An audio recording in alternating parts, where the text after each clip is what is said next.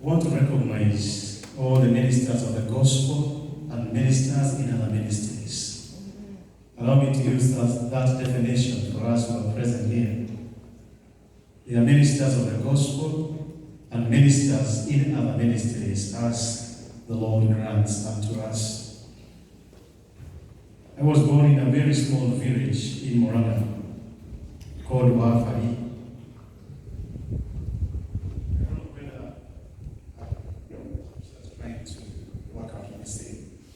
So I was born in a little village called Maithori in Wamuratha County. But the Lord called me into ministry at 21 and gave me an opportunity to serve in Kiambu.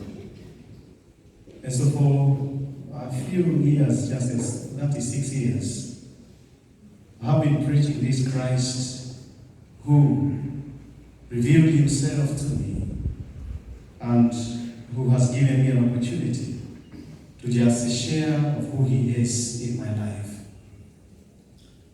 I bring the condolences of my wife. We will be together with the family and those who will come on Tuesday.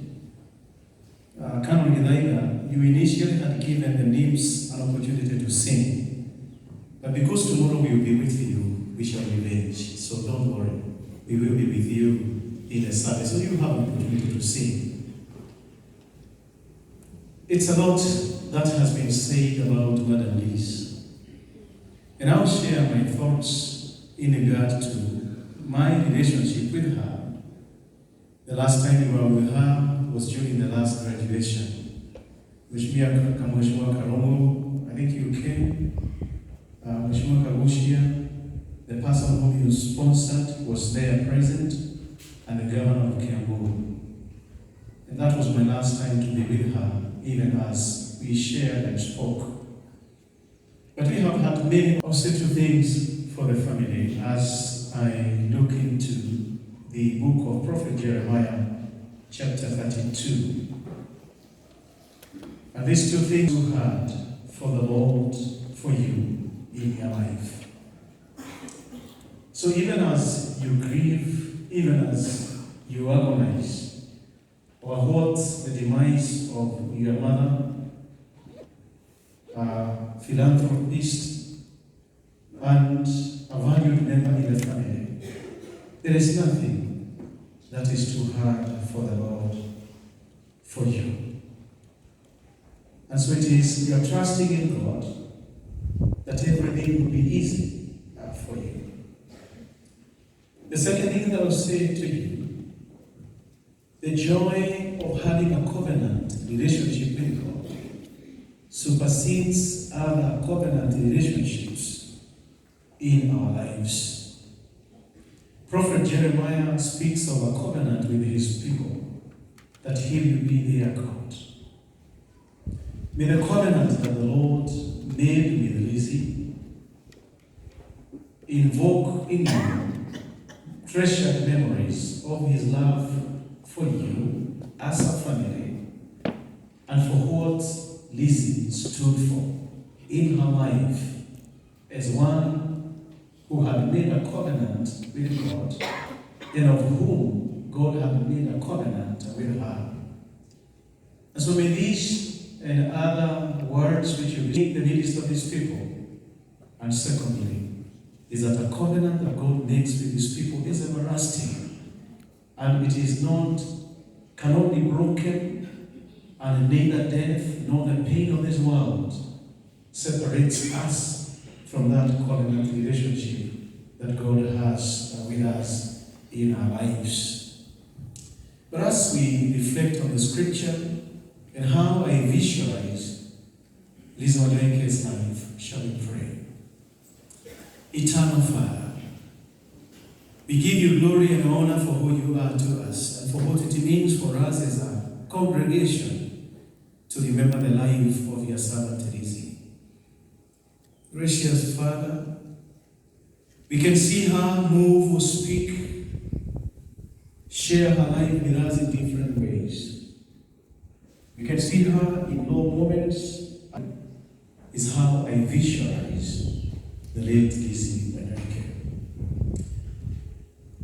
The first one is, for what Lizz stood for in the ministry that the Lord granted unto her. In chapter 3 of Paul's letter to the Corinthians, Paul speaks of one being a letter of the Spirit, written by the hand of God, conferred a ministry, and a ministry in which we reveal the glory and the grace of God in our lives. Lizz stood and lived not only to uplift those who are lowly and those who are needy, but Lizz lived to her conviction as of what the Lord had made her in her life.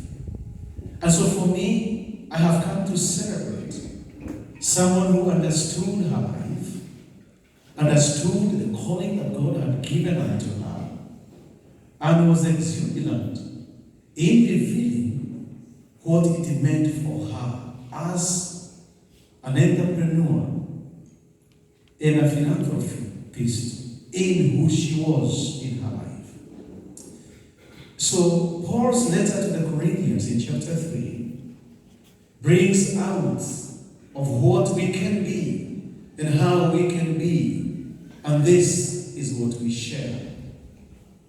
Living to what God has called and given unto us, and remaining who we are in the eyes of God and of what He has granted and given unto us.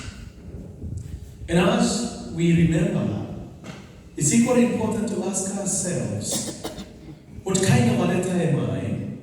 And what do I reveal in what God has given unto me versus what I reckon of reason in her life?